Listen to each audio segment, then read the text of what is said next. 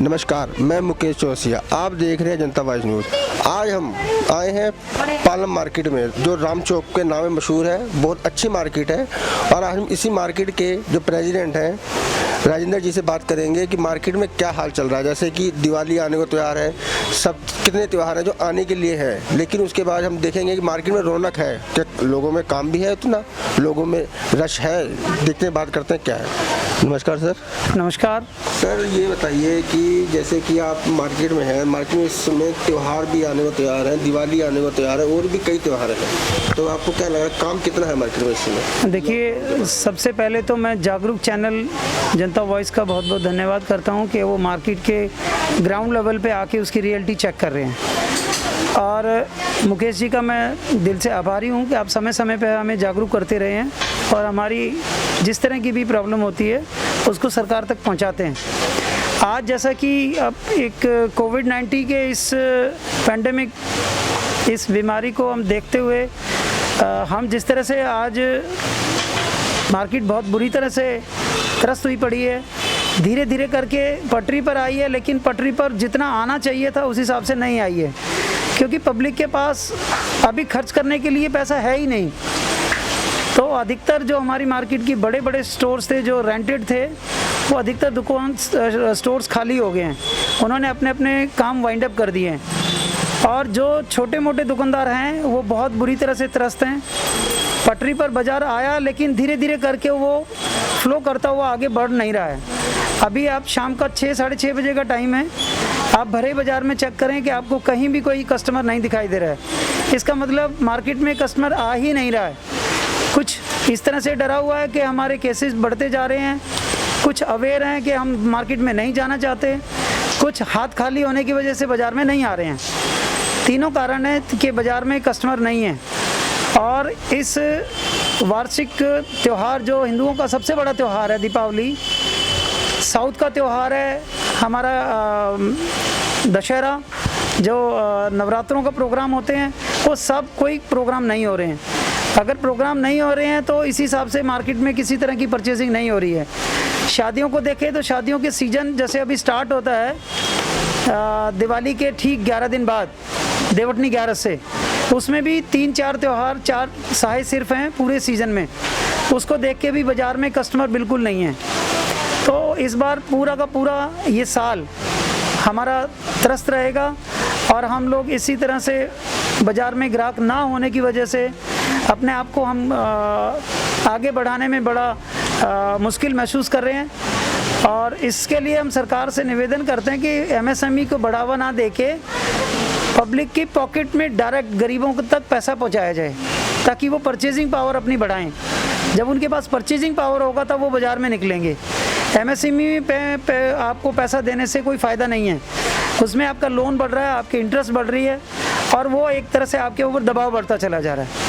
तो इसमें मैं सेंट्रल गवर्नमेंट से निवेदन करूंगा कि ये लोग जो किस तरह से पॉलिसी तैयार कर रहे हैं, वो ऐसी पॉलिसी तैयार की जाए कि वो गरीब लोगों तक डायरेक्ट उनकी पॉकेट में पैसा जाए, ताकि उनकी परचेजिंग पावर बढ़े। और सरकार जिस तरह से पब्लिक को अवेयर कर रही है इस कोविड-19 से, उस तरह से पब्लिक तो उनका साथ दे रही है, लेकिन सरकार अच्छी पॉलिसी बनाने में सक्षम नहीं हो पा रही है। वो जो चीज़ उनको देनी चाहिए थी वो उन तक नहीं पहुंच पा रही है। किसान जो हमारा अन्नदाता है वो आज त्रस्त है, उसके लिए एमएसएमई को देके आप उसके बाद दूसरा बोझ हमारे ऊपर बढ़ाया जा रहा है। किसानों की इस कार्यक्रम को सामने रख के धीरे धीरे करके एमएसपी ये घटा देंगे और घटाने के बाद धीरे धीरे करके इसको हटा देंगे। जिस दिन एमएसपी यहाँ से हट गई, हर किसान के हाथ में कटोरा आ जाएगा।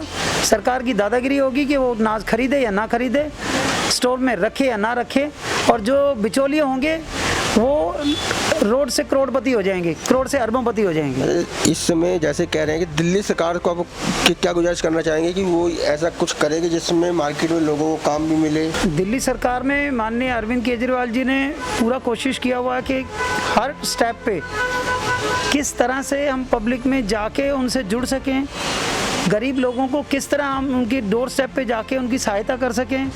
दोबारा से डोर स्टेप डिलीवरी उन्होंने शुरू कर दी है। हमारे जितने भी 100 पॉइंट्स थे, किसी भी कंडीशन में किसी का एक पैसा भी रिश्वत ना लगे, उसको बचाने के लिए हमने दोबारा से सारी की सारी सर्विसेज, जो डोर स्टेप की डिलीवरी थी हमारी, उन सभी सर्विसेज को शुरू कर दिया है। साथ में मार्शल्स लगाने शुरू कर दिए हैं। साथ में जितने भी हमारे डार्क एरिया थे उनमें कैमरे दोबारा लगने शुरू हो गए हैं। और रहा किसी भी कंडीशन में, दिल्ली सरकार ने पूरी कोशिश की है लगातार 3 साल तक, अभी तक BSEs पर और जितनी भी राजधानी पावर लिमिटेड की जितनी भी कंपनियां हैं, पूरा दबाव रखा कि वो किसी भी हाल में एक इलेक्ट्रिसिटी के रेट को बढ़ने ना दिया जाए। 3 साल में आज तक 1 पैसा भी बढ़ने नहीं दिया, उल्टा रेट नीचे लाए, बिजली का रेट आधा कर दिया और जो 200 यूनिट से नीचे है उसको माफ़ कर दिया। ये पब्लिक के लिए एक बहुत बड़ी अचीवमेंट है कि उनके पास एक जो गरीब लोग हैं उनके पास 200 यूनिट के पैसे बचने शुरू हो गए, उनको एक एडिशनल सपोर्ट मिल रही है। पानी के लिए कर दिया कि आपको 20,000 लीटर आपके यहाँ बिल्कुल फ्री रहेगा। वो पानी आज सब यूज़ कर रहे हैं और साथ में फ्री में उनका बिलिंग आ रहा है, 0 पैसा बिलिंग आ रहा है। और कई ऐसी योजनाएं हैं जो हम सरकार लेके आई हुई है।